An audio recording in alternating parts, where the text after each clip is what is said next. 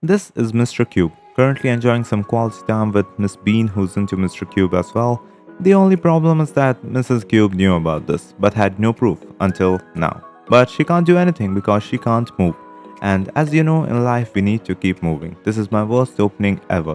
Because if you stop moving, people start asking questions like, "What's wrong? Have you updated your LinkedIn? Are you okay?" Movement is important. And do you know who else needs to move? AI. And no, I'm not talking about the ones stealing your jobs, drawing cursed images, or arguing with people on Twitter. Because believe it or not, making AI move from point A to point B is surprisingly difficult. Humans do it naturally. We look at where we want to go, avoid obstacles, and somehow don't walk into a tree. Well, most of the time. But for a game character, without proper navigation, they'll happily sprint face first into a wall for eternity, which is where Unity's Navmesh comes in.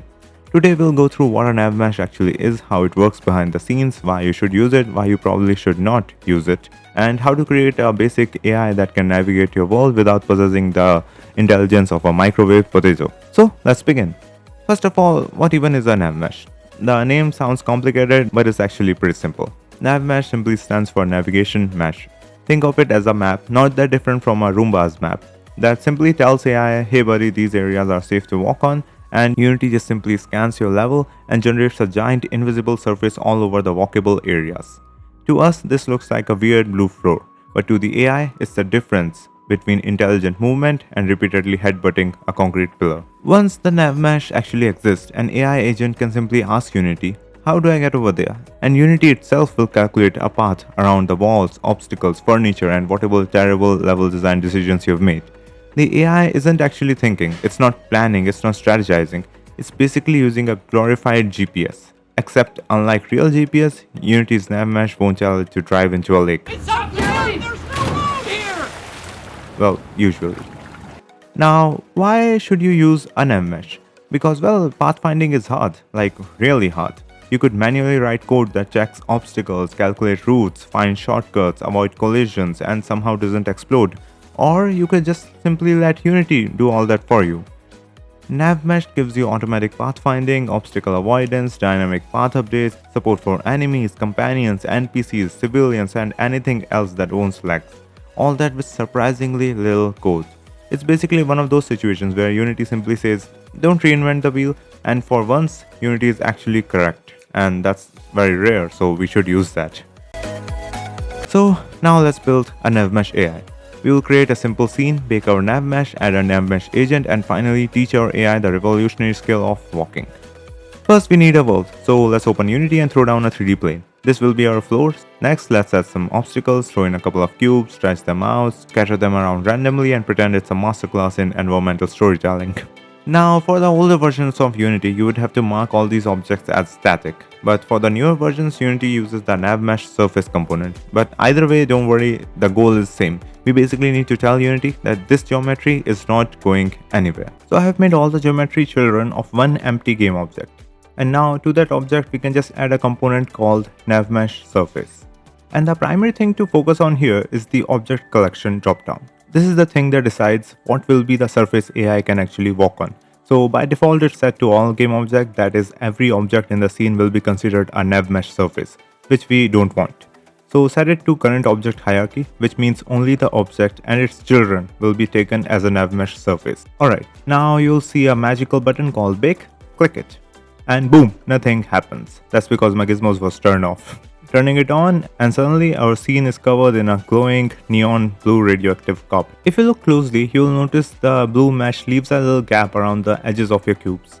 That's the Navmesh keeping a safe distance so our AI doesn't clip his shoulder through a solid brick wall. So now that we have our digital sidewalk, we need a pedestrian. Enter the cube. So create a cube, name it enemy, zombie or text character, whatever motivates you.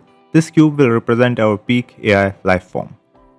So, oh by the way, it's not just a cube, it's a cool cube. So with the cube selected, go to inspector, click add component and search for Navmesh agent. Now, what is Navmesh agent, I hear you asking? Well, think of Navmesh agent as the actual driver.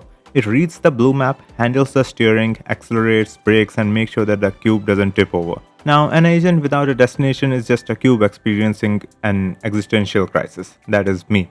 So we need a target. So let's create a bean, move it to the other side of the map and name it, I don't know, target. Alright, it's time to code, the most interesting part of the video. Create a new C# script, name it potato AI, potato, and open it up. And we only need two things here, a reference to the Navmesh agent and a reference to the target's position. And here's the entire script required to give this cube a soul. Yes, that's all we need. So now save the script, head back to Unity and drag it on your cube. Then drag your bean into the target slot in the inspector, hit play, and as you can see, the cube immediately turns and smoothly navigates around the other cubes. Look at it go, it's avoiding obstacles, it's pathfinding. You wrote 3 lines of code and you're basically Tony Stark. Okay, now before you get carried away and try to build the next cyberpunk using nothing but Navmesh, we need to talk about its limitations. Now, as great as Navmesh is, it isn't a silver bullet. You should probably avoid standard Navmesh if, first, you're making a 2D game. Because Navmesh is primarily designed for 3D spaces, though there are community packages like Navmesh Plus, which I might make a separate video on, but Unity's built-in Navmesh expects a 3D flow, so keep that in mind. Number 2, you have 10,000 enemies on screen. If you're trying to make a vampire survivors clone with tens of thousands of units running at once, then Navmesh will absolutely murder your CPU. So for massive crowds, you need dots or specialized data-oriented pathfinding system. Those are just fancy words for me. Number 3, your AI flies or swims. Remember, Navmesh is strictly made for ground-dwelling creatures. If your enemy is a dragon, a ghost, or a very angry shark, a 2D ground mesh isn't going to cut it. Number 4, your world is purely procedural and changes constantly. If the floor is collapsing, rebuilding, and spinning every single second, then constantly rebaking the Navmesh in real time will cause your game to stutter harder than a launch day build. Alright, but for 90% of the games, whether you're making a stealth game, an RPG, or a shooter, Navmesh is your best friend. It takes a nightmare-inducing math problems and turns it into a single line of code. Now, I will make a part 2 of this, which will be a very serious video, where we make a proper Call of Duty level enemy AI with proper level and animations. So subscribe for that. And if you enjoyed this video, hit that like button so the algorithm doesn't delete my channel. And let me know in the comments what's the dumbest thing you've ever seen a game NPC do. See you in the next one. Cheers, peace, and keep making awesome stuff. Wait a minute. Maybe the AI was in us all along.